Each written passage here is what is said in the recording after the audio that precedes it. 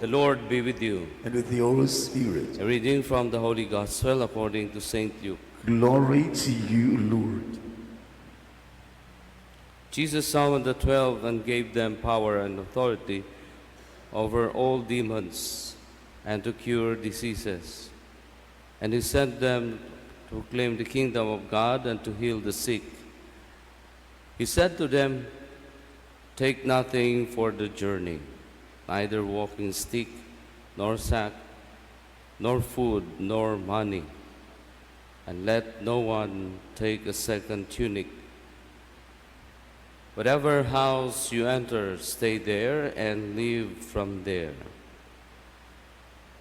And as for those who do not welcome you, when you leave that town, shake the dust from your feet in testimony against them."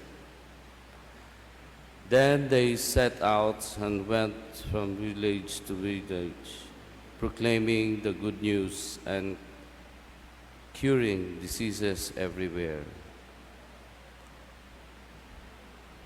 Brothers and sisters, the gospel of the Lord. Praise you, Lord Jesus Christ.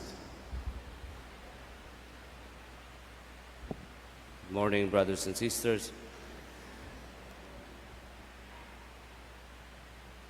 Our first reading would advise us or suggest that our prayer to God is to seek, to ask Him to give us what we need, not to the excess or to the extreme.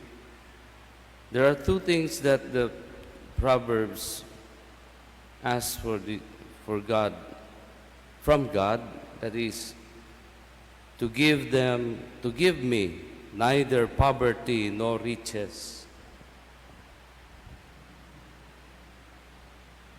Ambot kasi nag-ampo ninyo din nga gusto mo madato o gusto sad mo mapobre. You ask the Lord, you pray to God that, "Lord, himo akong pobre, wa ko'y kwarta." Or, "Lord, unta mo dato ko, daghan kay kong kwarta." Try to think of this, my brothers and sisters. What are you praying? What are you asking for the Lord? Are you asking the Lord for the things that you need today?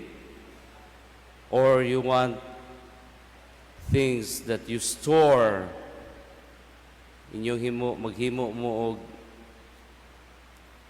tawag ana hardware or storeware, mga inana, no?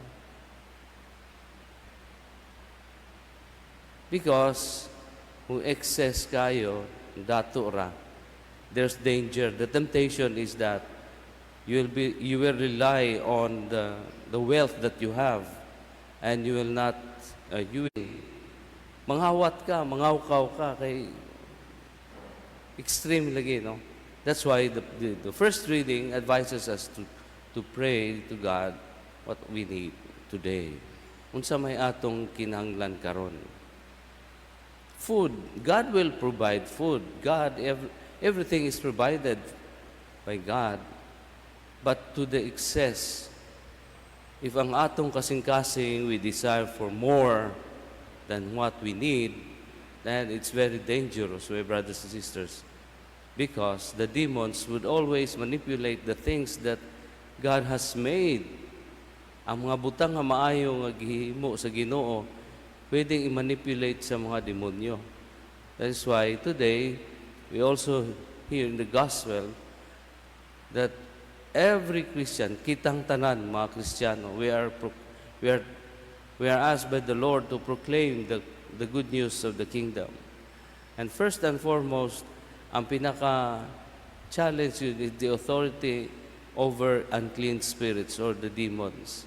Because demons will always manipulate our day-to-day workings. Ang atong panghinabuhi, adlaw-adlaw, intention nato maayo man, pero i-manipulate man sa demonyo. That's why we have to be careful, my brothers and sisters, of what our hearts seek today. Unsa may gipanghayo sa tong kasing-kasing karong adlaw. And do we want that today God would lead us, God would shield us from the evil one. The first reading would say, He is a shield for those who take refuge in Him. Ang Ginoo ra mo'y sagang nato. He's the shield of our life. That's why if we want to proclaim the kingdom of God, to proclaim the good news of Jesus, His life, then primary purpose nato is to seek for Him to be our shield against the evil one. As we continue this celebration, my brothers and sisters, we seek the Lord for all that we need today and not for tomorrow and the past. Again, remember, kung magsige tanaw sa kagahapon, sometimes this will lead us to depression. And if we always look at the future, usahay maghatag ni siya nato og anxiety. That's why now is the best time for us to prepare for tomorrow, because God is with us now. Brothers and sisters, please stand.